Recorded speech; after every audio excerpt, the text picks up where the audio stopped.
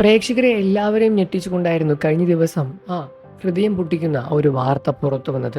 കലാഭവൻ നവാസിന്റെ വിയോഗം. മരണവാർത്ത കേട്ട് പ്രേക്ഷകരും മലയാളികളും സിനിമാ പ്രവർത്തകരും എല്ലാവരും അമ്പരന്ന് ഞെട്ടുകയായിരുന്നു. ഒട്ടും തന്നെ പ്രതീക്ഷിക്കാത്തൊരു മരണ വാർത്തയായിരുന്നു കലാഭവൻ നവാസിന്റേത്. താര ജോഡികളാണെങ്കിലും 18 വർഷത്തിന് ശേഷമാണ് കലാഭവൻ നവാസും ഭാര്യ രഹനിയും ഒന്നിച്ച് അഭിനയിക്കുന്നത്. ഇരുവരും ഒന്നിച്ച് അഭിനയിച്ച സിനിമയായിരുന്നു ഈര. ചിത്രത്തിൽ മികച്ച നടിക്കുള്ള അവാർഡും രഹനയ്ക്ക് ലഭിച്ചിട്ടുണ്ടായിരുന്നു.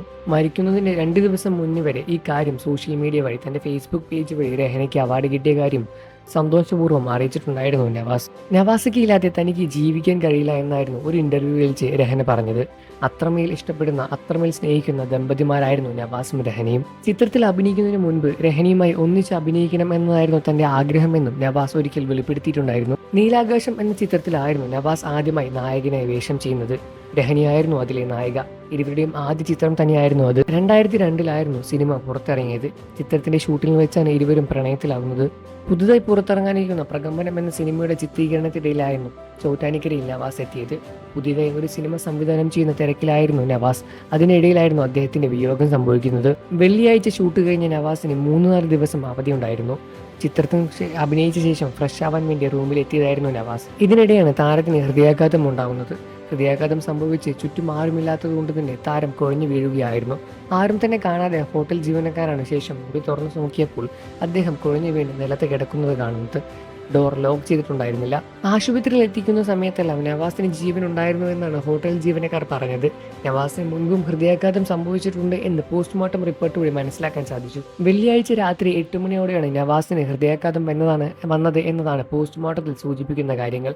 അതിനുശേഷം ആളുകളെ തേടാൻ വേണ്ടി നവാസ് ഇറക്കുന്ന വെപ്രാളത്തിൽ അദ്ദേഹം കുഴഞ്ഞു വീണ് മരിക്കുകയായിരുന്നു. ഹോട്ടൽ മുറിയുടെ വാതിലോട് ചേർന്ന് കിടന്നാണ് നവാസ് കിടന്നിട്ടുണ്ടായിരുന്നത്. ഹോട്ടൽ മുറി ജീവനക്കാരെ ആരെങ്കിലും വിളിക്കുന്ന വെപ്രാളമായിരിക്കും അത് എന്നാണ് അതിൽ നിന്നും വ്യക്തമാകുന്നത്. ശനിയാഴ്ച 6 മണിക്കായിരുന്നു നവാസിന്റെ കബറടക്കം കഴിഞ്ഞത്.